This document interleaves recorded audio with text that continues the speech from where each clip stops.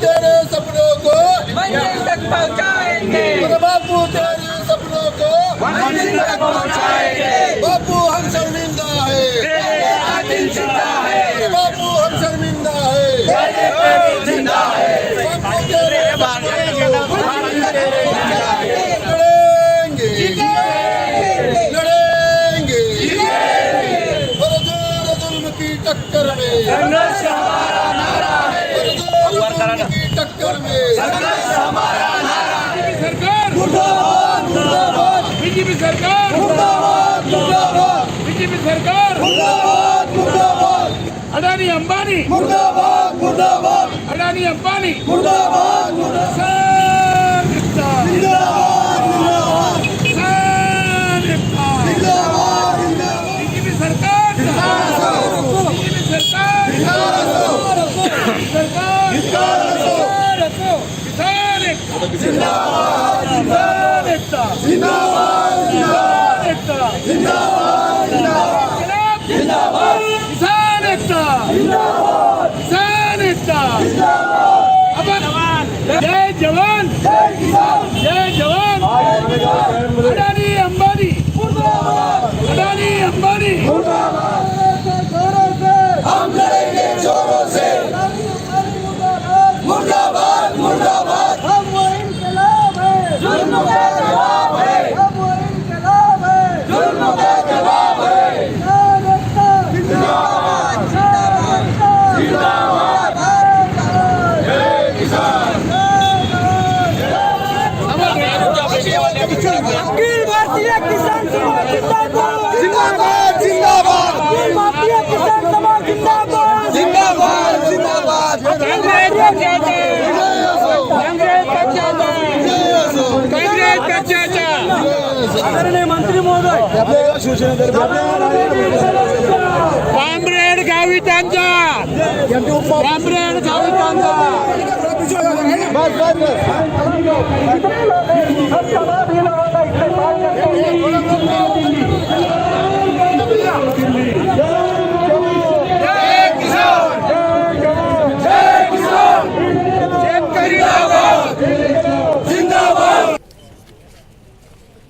किसान आंदोलन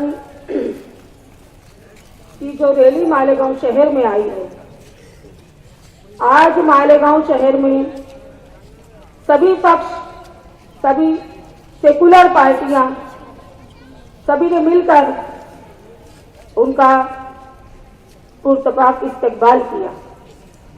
आज मंच पर बैठे हैं जो हमारे गावित साहब, इन्होंने नासिक से इस रैली की क़यादत करते हुए मालेगांव शहर तक आने का काम किया, लेकिन इनका काम यहीं पर खत्म नहीं होगा, इन्हें यहां से दिल्ली जाना है।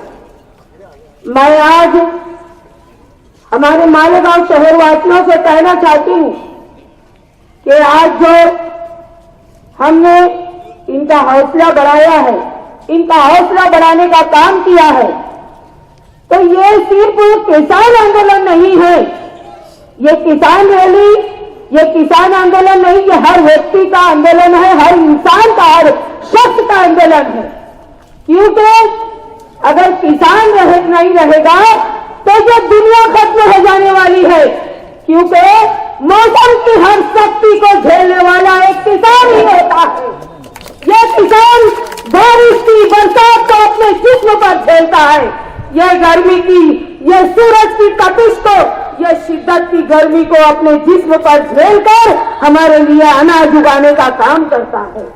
यह गर्मी, सर्दी, बारिश, तमाम मौसमों की सर्दी को झेलने के बाद यह अनाज हमारे लिए पैदा करने वाला किसान ही है। आज अगर किसान कपास नहीं उगाएगा तो मुझे बताओ कि ताना बाना किस तरीके से बुना जाएगा, पावर लूम किस तरीके से चलेंगे, और किस तरीके से हमारे मजदूर भाई अपने बच्चों की, अपने परिवार की कफालत कर सकेंगे। तो ये बात, ये आंदोलन कोई मामूली आंदोलन नहीं है। मोदी सरकार जब जब चाह रही है, जब जब मन चाहा तो उनका फैसला हम पर लादने की कोशिश कर रही है, लेकिन आज हमें खामोश रहना बिल्कुल नहीं है। जब वो चाहती है ऐसे काले कानून हम पर लाद दिए जाते हैं, कभी एनआरसी की शक्ल में, कभी किसी और शक्ल में, लेकिन इस मर्तबा तो बीजेपी सरकार ने हद ही कर दी कि ये ऐसे 3 काले कानून जो हमारे किसान भाइयों पर लाद दिए गए, ये कतई हमारा देश बर्दाश्त नहीं करेगा, हमारे देश का किसान बर्दाश्त नहीं करेगा। ये मोदी सरकार को समझ लेना चाहिए कि आज अगर आप अडानी अंबानी जैसे लोगों को मजबूत करने के लिए अगर किसान को गुलामी की जंजीरों में बांधने की कोशिश कर रहे हैं, तो ये काम हम हरगिज़ और हरगिज़ नहीं होने देंगे। ये बात मोदी सरकार नोट कर ले। नासिक शहर से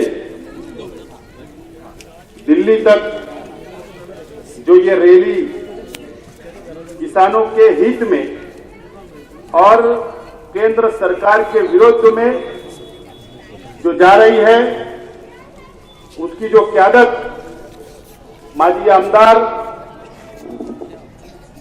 हमारे मित्र गावित साहब सीपीआईएम, कांग्रेस पार्टी, राष्ट्रवादी Congress party, Shiv Sena, Janata Dal secular, Vanchit Bahujan Aghadi, Samajwadi, Bahujan Samaj party, Jamiatul उलमा, सुन्नी जमीयतुल उलमा, कुल जमाती तंजीम और ऐसे अनेक संगठनों ने मिलकर जो पाटिंबा, जो हिमायत इस आंदोलन को दी है, और कांग्रेस पार्टी की तरफ से मैं आज इस आंदोलन का सपोर्ट का, हिमायत का ऐलान करता हूं। मालेगांव शहर के अंदर आपका मैं स्वागत करता हूं। हमारे देश के अंदर 70% किसान है। हर राज्य के अंदर अगर किसान अगर खेती नहीं करेगा, अनाज नहीं उगाएगा, फल फ्रूट नहीं उगाएगा, सब्जी नहीं उगाएगा, तो इस देश के सामने ये सवाल पैदा होगा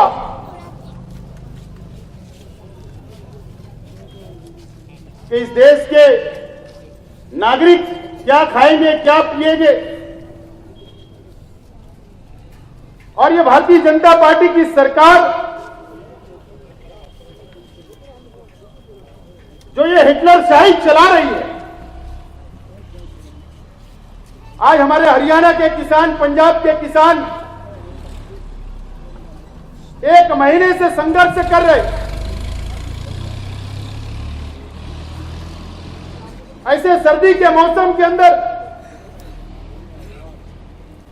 संघर्ष करते हुए कई लोग शहीद हो गए, कई किसान भाई। उसके बावजूद भी ये भारतीय जनता पार्टी की सरकार ने आज तक कोई भी निर्णय के ऊपर नहीं आए, कोई फैसले के ऊपर नहीं आए।